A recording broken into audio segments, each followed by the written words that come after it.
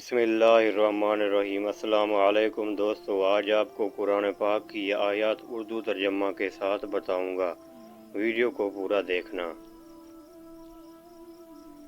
وَلَا تُؤْمِنُوا إِلَّا لِمَن تَبِعَ دِينَكُمْ قُلْ إِنَّ الْهُدَى هُدَى اللَّهِ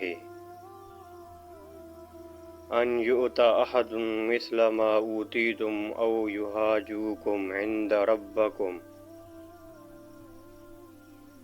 قُلْ إِنَّ الْفَضْلَ بِيَدِ اللَّهِ يُؤْتِيهِ مَن يَشَاءُ وَاللَّهُ وَاسِعٌ عَلِيمٌ۔ ترجمہ: اور سوائے تمہارے دین پر چلنے والوں کے اور کسی کا یقین نہ کرو، کہہ دیجئے کہ بے شک ہدایت تو اللہ ہی کی ہدایت ہے۔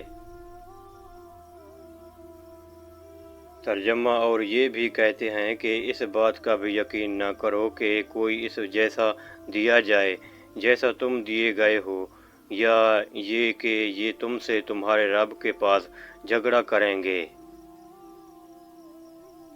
ترجمہ: آپ کہہ دیجئے کہ فضل تو اللہ تعالیٰ ہی کے ہاتھ میں ہے، وہ جسے چاہے اسے دے، اللہ تعالیٰ وسعت والا اور جاننے والا ہے۔